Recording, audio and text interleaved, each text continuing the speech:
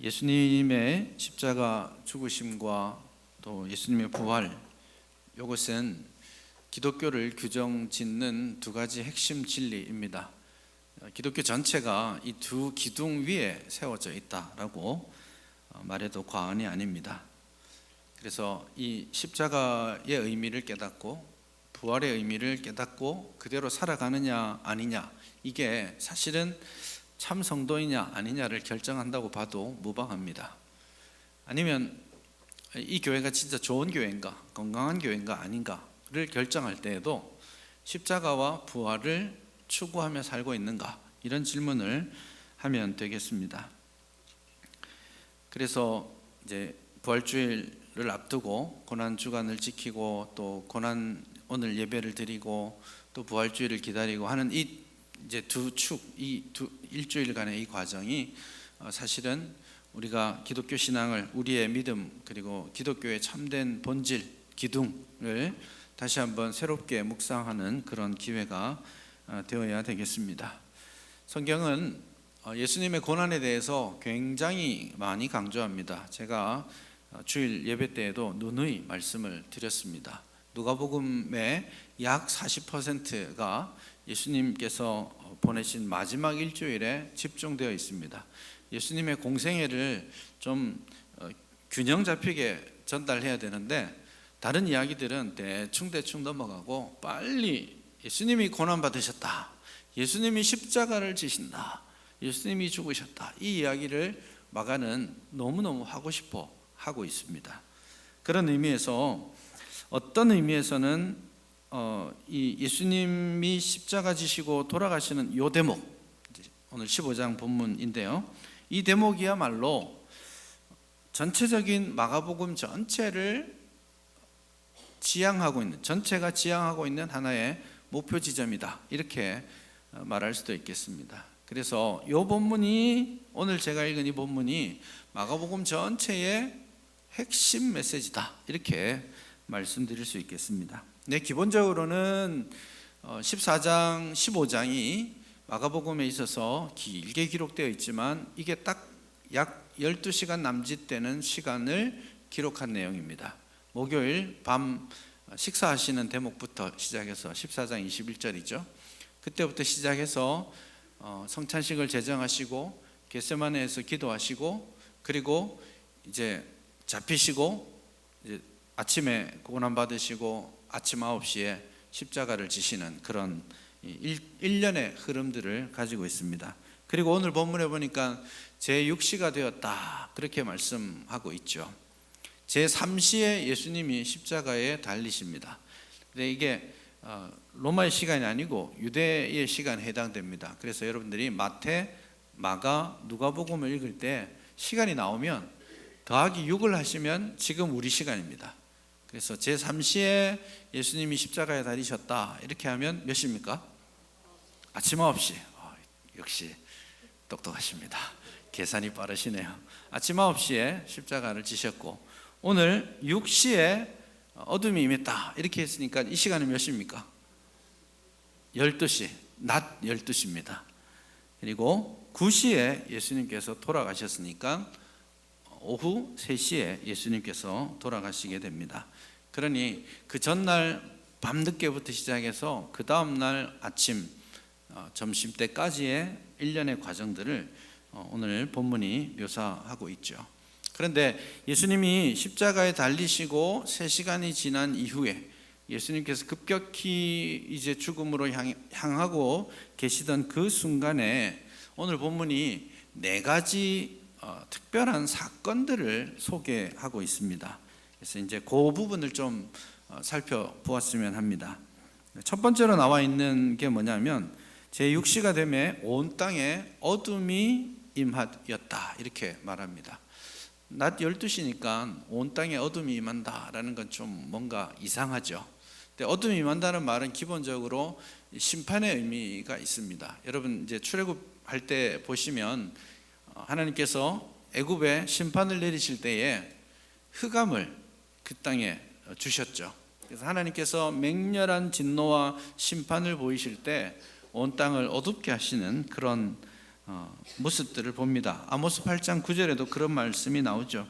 하나님께서 말씀하시기를 해를 대낮에 지게 하고 백주의 땅을 깜깜하게 하실 것이다. 그렇게 말씀하시죠. 그래서 첫 번째로 예수님이 십자가와 죽음을 앞두고 있을 때 나타난 현상으로 이 땅 가운데 심판이 임하고 있다.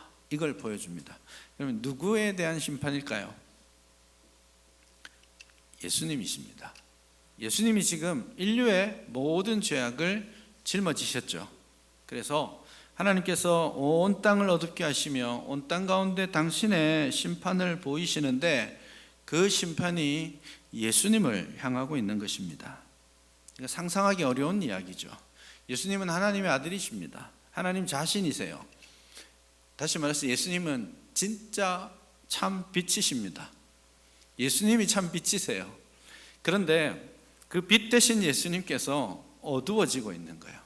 빛 대신 예수님께서 어둠 가운데 심판 가운데 처해지고 있습니다. 이 사실을 제일 먼저 말씀하고 있죠.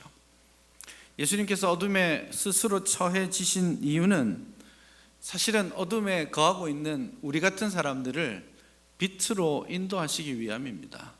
예수님이 어둠에 들어가셨기 때문에, 예수님께서 우리의 모든 죄를 짊어지시고 심판의 자리에 가셨기 때문에 오늘 저와 여러분들이 빛 대신 주님 앞으로 나아올 수 있게 된 겁니다. 사실은 이건지 저건지 모르고 살고 있잖아요.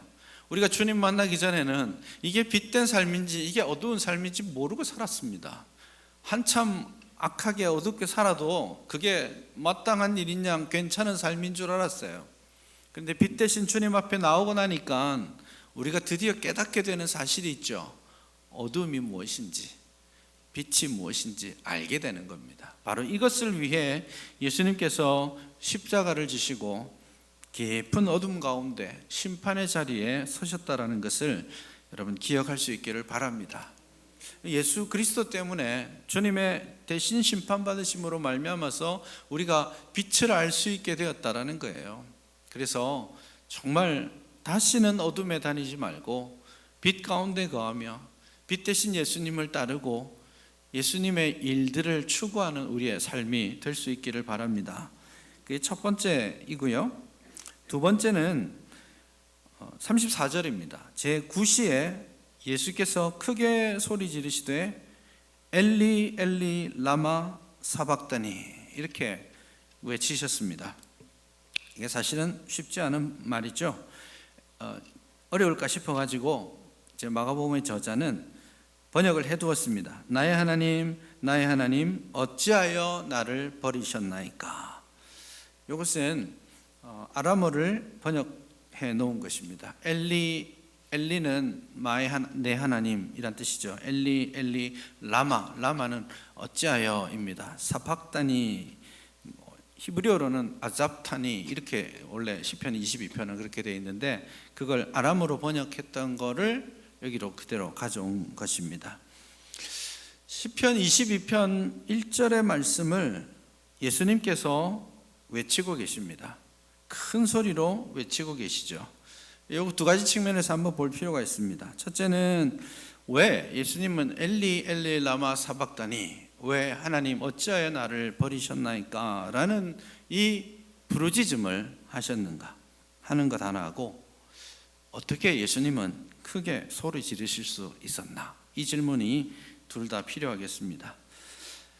예수님께서 지금 당하고 있는 이 십자가의 고통이 말할 수 없이 고통스러운 이유가 있습니다.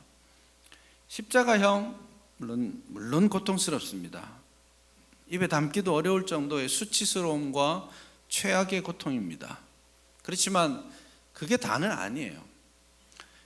솔직히 말씀드려서 예수님 외에도 십자가 형벌 받고 죽은 사람들 많습니다.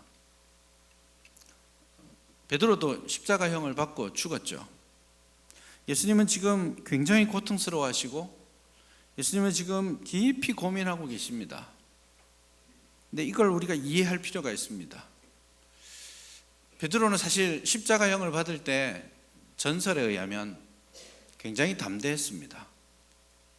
그래서 십자가를 지러 직접 들어갔고 자기를 십자가에 못 박으려고 하는 군병을 향해서 베드로는 이보시오, 나를 이 십자가에 거꾸로 달아주시오. 내가 예수님 계실 때 예수님을 3번이나 부인했던 용서받을 수 없는 놈인데 어떻게 예수님과 똑같은 모습으로 십자가에 박힐 수 있겠어? 나를 거꾸로 달아주시오. 그렇게 했습니다. 그리고 정말 아무 주저함 없이 그 십자가 형벌을 받았습니다. 그거에 생각하면 예수님은 지금 소리 지르시며 어찌하여 나를 버리셨나이까 이렇게 하고 있잖아요. 이 특별한 뭔가가 여기에 들어있는 겁니다. 십자가 형벌이 너무너무 고통스러웠을 거야. 상상할 수 없는 고통이야. 맞습니다. 그러나 진짜 상상할 수 없는 고통은 그 십자가 형벌 자체에 있지 않습니다. 정말 상상할 수 없는, 진짜 우리는 꿈에도 상상할 수 없는, 예상할 수도 없는 그 고통은 바로 버림받는 고통입니다. 하나님 아버지로부터 버림받는 것, 이건 견딜 수 없는 일입니다. 아마도 이 땅을 살아가는 우리 인간의 삶에 있어서도 상상하기 어려운 것 중에 하나가 부모로부터 버림받는 자식이 아닐까 싶습니다. 거꾸로는 좀 있어 보이는데, 부모님이 자식을 포기하고 자식을 버리는 거 참 보기 어려운 일이죠. 어쩌면 살인자이기도 하고 온 세상이 욕하는 아들 녀석이라 할지라도 엄마는, 아빠는 포기할 수 없는 게 자식 아니겠습니까? 네. 그런 아버지의 버림을 받는, 그러나 오늘 이 땅에 우리는 육신의 아버지와 어머니와 자식의 관계일 뿐이겠지만 지금 예수님께서 누리셨던 하나님 아버지와의 관계는 훨씬 더 독특합니다. 온전히 연합하셨고 온전히 하나 되셨던 삼위일체 하나님입니다. 그래서 영원한 즐거움, 교제 가운데 계신 이분이 분리되고 버림받는다는 것, 그것은 아마도 인류는 결코 상상할 수 없는 그런 내용일 겁니다. 그래서 예수님은 나의 하나님, 나의 하나님, 어찌하여 나를 버리셨나이까, 그렇게 부르짖고 있는, 울부짖고 있는 것입니다. 이게 십자가 형벌보다 훨씬 더 본질적인 고통입니다. 그 버림받음의 고통을 예수님께서 지금 짊어지고 계십니다. 이건 양쪽 모두 해당됩니다. 하나님께서 십자가 형벌을 받고 있는 자신을 향해 어둠의 심판의 그늘을 내리시고 자신을 돌아보지 아니하시는 그 하나님 아버지를 보는 예수님의 고통, 말할 수 없는 고통이죠. 반대로 사랑하는 아들이 그렇게 죽어가고 있는데 그것을 참아보고 그냥 버리셔야 하는 하나님 아버지의 마음 역시 우리가 상상할 수 없는 것입니다. 왜 이러시나요? 왜 이렇게 상상조차도 할 수 없는 그 버림받음의 고통 혹은 버리시는 고통을 짊어지실까요? 결코 할 수 없는 일인데 아들을 버리시면서까지 깊은 거절의 고통을 겪으시면서까지 지금 이루고자 하는 일들이 있습니다. 철저히 버려지시고 스스로 구원받을 수 있는, 아니 스스로 구원에 이를 수 있는 모든 장치를 스스로 포기하시고 매맞으시고 채찍에 맞으시고 십자가에 지시고 죽으셨습니다. 그렇게 철저하게 버려짐으로 하나님은 우리를 포기하지 않기를 원하셨던 겁니다. 하나님은 예수님을 버리면서 우리를 선택하신 겁니다. 그래서 성경은, 신약 성경은 지속적으로 하나님께서 우리를 결코 버리지 아니하실 것이다, 이렇게 표현하고 있습니다. 히브리 13장 5절을 보시면 내가 결코 너희를 버리지 아니하고 너희를 떠나지 아니하리라. 고린도 4장에 가면 사도 바울도 이렇게 말합니다. 너희가 사방으로 우겨쌈을 당하도, 답답한 일이 있다 하더라도, 박해를 받는다 하더라도 결코 버림받지 아니하리라. 우리에게 그렇게 말씀해 주십니다. 예수님께서는 철저한 분리의 고통, 버려짐을 선택하셨고, 그걸 통해 우리가 이제 어떤 순간이 오더라도 하나님 아버지께 버림받지 않게 되었다는 사실을 우리는 믿으셔야 하겠습니다.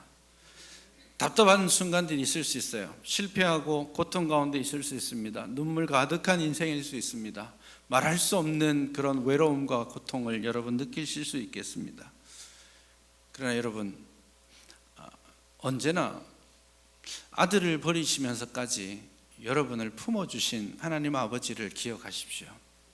그리고 거절당할 두려움 없이 그 아버지 하나님께 언제나 두 팔 벌려 환영하고 계시는 그 아버지 하나님께 나아가서 참된 안식과 평안을 누리실 수 있기를 간절히 바랍니다. 오늘 한 가지 더 말씀드릴 게 있는데, 엘리 엘리 라마 사박다니, 이렇게 예수님께서 말씀하셨는데요, 사실은 이 버려짐에 대한 강조를 뚜렷하게 하기 위해서 마가복음은, 여러분 십자가에서 예수님이 몇 마디 하셨죠? 7마디 하셨죠? 다 알고 계시죠? 작년 이맘때 제가 7 가지고 말씀을 좀 나누었었죠. 그 7마디를 마가복음은 하나도 쓰지 않습니다. 오직 엘리 엘리 라마 사박다니, 요것만 쓰고 있어요. 굉장히 의미가 있는 거죠. 근데 이것을 하면서 예수님께서는 뜻밖의 구시는 예수님께서 운명하시는 시간입니다. 예수님께서 운명하시는 그 시간에 엘리 엘리 라마 사박다니라고 부르실 때 이렇게 하시죠. 크게 소리 질렀다. 예수님께서 크게 소리 지르셨다, 부르짖었다, 그렇게 표현하고 있습니다. 좀 낯섭니다. 왜냐하면 십자가에서 운명하는 시간이 되면 신음소리조차 내기 어려운 순간을 맞이합니다. 그런데 예수님께서는 크게 소리 지르고 계십니다. 엘리 엘리 라마 사박다니라고 외치시고, 그리고 37절에 보니까 또 예수님께서는 큰 소리를 지르시고 운명하십니다.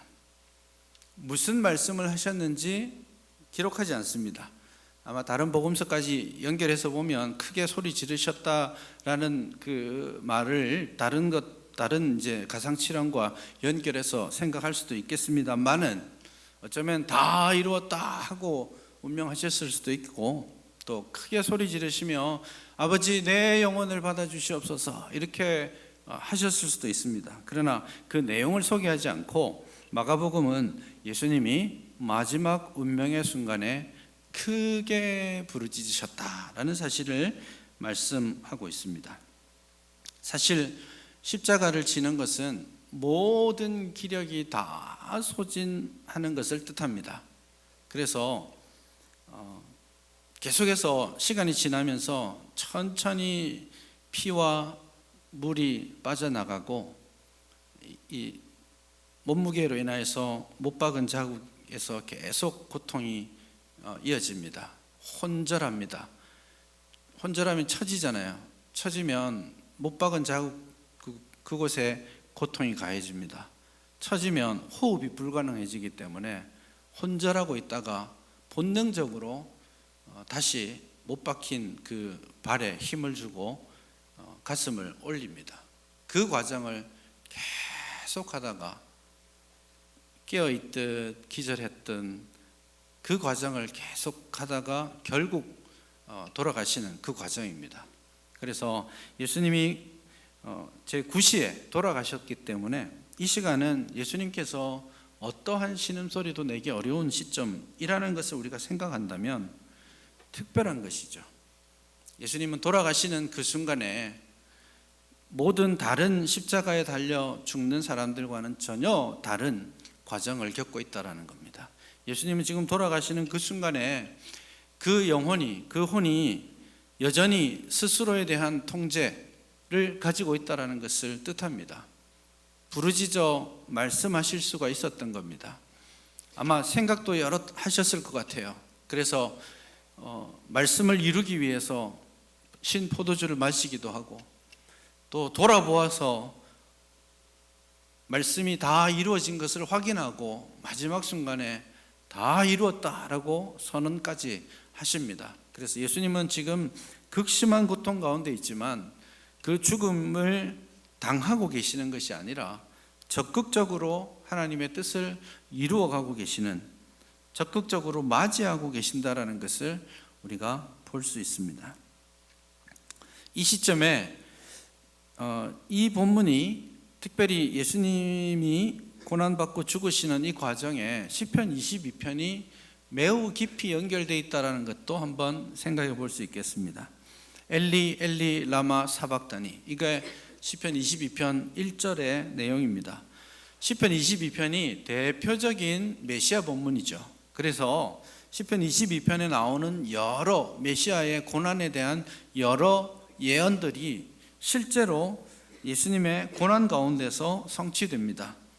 군병들이 예수님의 옷을 제비 뽑아서 가지게 되죠. 그 예언이 시편 22편 18절에 나와 있는 겁니다. 지나가던 사람들이 예수를 막 모욕하는 그 장면이 나오는데요, 그건 역시 시편 22편 7절에서 예언되어 있는 말씀입니다. 제가 이 말씀을 잠깐 드리는 이유는 예수님께서 시편 22편을 지금 암송하고 있습니다. 기도하고 계시는데 그 앞부분만 요약되어 있었지만 사람들은 시편 22편 전체를 예수님께서 마지막으로 혼자 되뇌이고 계신다라고 생각합니다. 시편 22편의 또 다른 성취가 뭐냐 하면 크게 소리내는 것입니다. 시편 22편에 예수님께서 2절에서 5절에서 24절에서 지속적으로 시편 22편, 이 버림받은 자의 부르짖음을 소개합니다. 그래서 하나님 앞에 버림받은 자가 하나님 앞에 울부짖는 그 모습이 시편 22편에 나오죠. 그래서 시편 22편을 암송하시면서 예수님은 계속해서 시편 22편 버림받은 메시아가 울부짖었던 것처럼 울부짖고 계십니다. 그런데 이 울부짖음이 시편 22편은 단순하게 버림받음에 대한 울부짖음으로 끝나는 게 아니에요. 시편 22편 24절 이하를 가서 보시면 그 울부짖음이 단순한 버림받음, 고통으로 끝나는 것이 아닙니다. 그가 울부짖을 때 하나님께서 그 울부짖음을 들으신다라고 고백합니다. 그러고 나니까 온 회중 가운데 찬송이 일어납니다. 메시아의 버림받음과 울부짖음이 온 회중의 찬송으로 바뀌게 됩니다. 땅의 모든 끝이 여호와를 찬송하게 될 것입니다. 하나님을 기억하고 돌아오는 역사가 일어나게 될 겁니다. 모든 나라의 모든 족속이 주의 앞에 예배하는 그날이 올 것이라고 시편 22편이 결론 짓고 있습니다. 그래서 메시아의 버림받음과 메시아의 그 고통은 단순하게 그 버림받음과 고통으로 끝나는 것이 아니라 예수님의 그 부르짖음, 예수님의 그 예언의 성취로 말미암아서 온 나라 모든 족속 모든 백성이 주님 앞에 나와서 주님 앞에 참으로 예배하는 그 새로운 세상이 올 것을 기대하는 것이죠. 예수님께서 지금 부르짖고 계십니다. 마지막 힘을 다해서 부르짖고 계십니다. 왜냐하면 예수님께서는 지금 아파서 부르짖는 것에서 그치는 것이 아니라 이 십자가의 죽음으로 말미암아서 다가오게 될 새로운 시대, 새로운 백성들 다 와서 하나님을 찬양하는 새 시대가 열릴 것을 예수님은 기대하고 소망하고 계시는 것입니다. 그 새 시대가 왔다라는 것을 세 번째 사건이, 현상이 우리에게 명확하게 보여줍니다. 오늘 본문에 나오는 세 번째 사건은 38절입니다. 38절을 한번 보시면, 이에 성소 휘장이 위로부터 아래까지 찢어져 둘이 되었다. 성소의 휘장이 위에서부터 아래로 찢어졌다, 그렇게 말씀하고 있죠. 되게 독특한 현상입니다. 일단 휘장이 찢어진다는 게 말이 안 됩니다. 휘장을 우리가 그냥 커튼이라고 번역할 수 있는데, 우리가 생각하는 그 가벼운 그 커튼 아닙니다. 여러분, 이따가 혹시 넘어지면서 팍 잡으면 팍 내려앉는 그 커튼 아니에요. 전성에 의하면 이 커튼이 무려 한 10cm까지 됐다고도 말합니다. 이게 움직여지는 게 아니고요, 사람이 매달려도 떨어지지 않는 거예요. 근데 그 커튼이 위에서부터 찢어졌다, 그렇게 표현하고 있습니다. 휘장이 찢어졌다라는 말은 지금 예수님이 십자가에서 당신의 몸을 찢으심으로 결과로 나타난 현상이 휘장이 찢어지는 겁니다. 마가복음이 이 찢어진다라는 말을 딱 2번 쓰고 있거든요. 어디에서 쓰고 있냐면 마가복음 1장 10절에 나옵니다. 예수님이 세례를 받으시고 물에서 올라오실 때, 그때 어떤 현상이 일어났습니까? 하늘이 갈라지고 하늘이 열리고 하나님께서 말씀하시죠. 그때 하늘이 열린다, 이 표현을, 이 단어를 썼어요. 딱 2번 썼는데, 휘장이 찢어지고 하늘이 찢어졌다. 예수님이 공생애를 시작하실 때 하늘이 찢어졌어요. 예수님의 공생애를 통해서 이 땅과 하늘이 연결되기 시작하는 거예요. 이제 예수님이 당신의 몸을 찢으심으로써 휘장을 찢으시고 하나님 아버지께로 나아갈 수 있는 길을 여신 겁니다. 그래서 예수님의 그 찢어진 몸, 그 몸을 통해서 오늘 저와 여러분들이 담대하게 하나님께 나아갈 수 있게 된 것입니다. 1년에 하루 겨우, 그것도 대제사장만이 들어가는 곳입니다. 들어갈 때도 두렵고 떨리는 마음으로, 긴장하는 마음으로 들어갑니다. 여기도 여러분 한 번씩 오시는 분들 긴장하고 올라오시더라고요. 긴장되는 자리입니까 이게? 사실 아무 때도 아닌데, 이거는 그냥 강대상일 뿐인데도 되게 긴장되는 것 같아요. 근데 1년에 한 번 잘못 들어가면 큰일 난다라고 생각되는 그 지성소, 거기를 이제 누구든지 언제든지 들어갈 수 있게 됐다라고 성경은 우리에게 말씀해 주고 있습니다. 그 십자가로 이루신 것, 하나님과 우리 사이에 막힌 담을 허물어 버리시고 이제 하나님과 우리 사이에 참된 평화를 이루셨다라는 겁니다. 임마누엘의 길이 활짝 열렸습니다. 하나님과 우리 사이는 더 이상 휘장으로 가려진 것이 아니에요. 언제나 대할 수 있는 하나님이 되었습니다. 하나님을 예수님께서 아버지라고 부르셨는데, 이제 그분을 우리도 또한 아버지라고 부를 수 있게 된 것입니다. 항상 열려 있습니다. 언제든지 괜찮습니다. 어디서든지 괜찮습니다. 무슨 일을 당해도 괜찮습니다. 하나님께서는 언제나 우리를 향해 열려 있습니다. 그게 사실은 임마누엘이죠. 그게 사실은 임마누엘 축복입니다.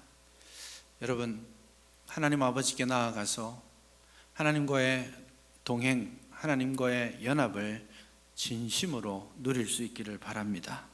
깊은 교제의 축복을 누릴 수 있기를 간절히 바랍니다. 네 번째가 39절에 나옵니다. 마지막 장면입니다. 예수를 향하여 섰던 백부장이 예수님의 숨지심을 보고 이르되 이 사람은 진실로 하나님의 아들이었도다 했다. 이게 네 번째 사건입니다. 클라이막스죠. 사실은 이 표현이 마가복음에 있어서 가장 중요한 표현입니다. 왜냐하면 하나님의 아들이라는 표현이 마가복음에서 아주 중요하거든요. 마가복음 여러분 1장을 한번 보십시오. 1장 1절을 설교한 지가 워낙 오래돼 가지고 여러분이 기억하고 계실지 잘 모르겠습니다. 마가복음 1장 1절을 보시면 하나님의 아들 예수 그리스도 복음의 시작이라 이렇게 돼 있죠. 네, 제가 전에 말씀드릴 때 여기 이라라는 거는 없는 글자입니다. 그렇게 말씀을 드렸습니다. 그래서 이것은 1장 1절이 하나의 마가복음의 타이틀, 제목과 같은 겁니다. 하나님의 아들 예수 그리스도 복음의 시작. 예수님의 복음의 시작인데 예수님의 복음이 뭐냐? 예수님이 하나님의 아들이라는 것을 고백하는 것. 이게 마가복음입니다. 그래서 마가복음은 이제 그렇게 딱 제목 정하고 나서 자 이제 예수님이 하나님의 아들이신 것을 내가 입증해 보일게 라고 글을 쓰고 있는 거예요. 그런데 마가복음이 다 지나도록 마가는 하나님의 아들이라는 표현을 쓰지 않습니다. 이게 참 신기한 일입니다. 2번 정도 더 나오거든요. 근데 다 누가 하는 말이냐면 귀신들이 합니다. 귀신들이 예수님을 알아보고 당신은 하나님의 거룩하신 아들입니다 이렇게 외쳐요.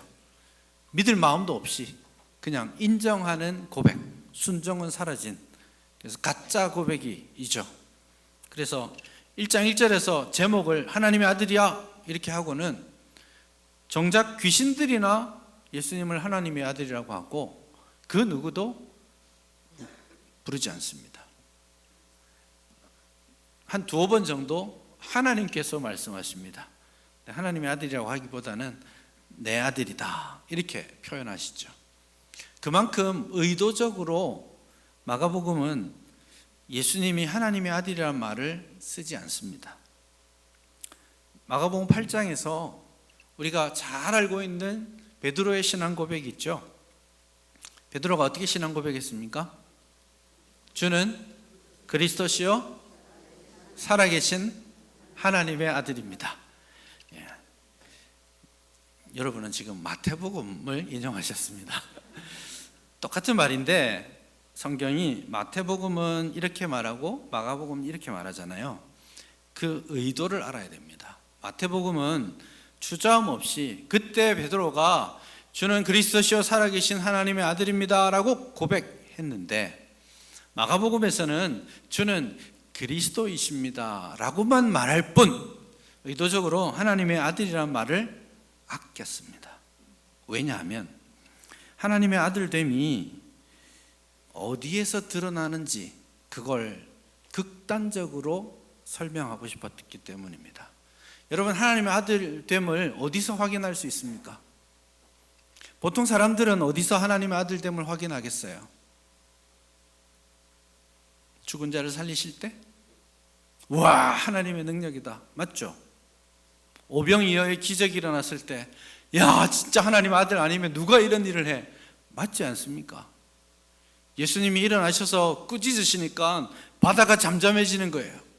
야 이게 정말 하나님의 아들의 능력이다라고 고백해야 될 자리 아닙니까?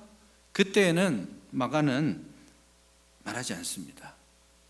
내가 누군지 말하지 마, 알리지 마, 계속해서 그렇게 숨기십니다.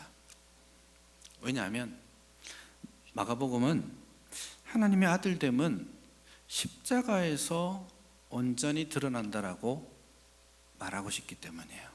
이게 우리가 동의 안 될 수 있습니다.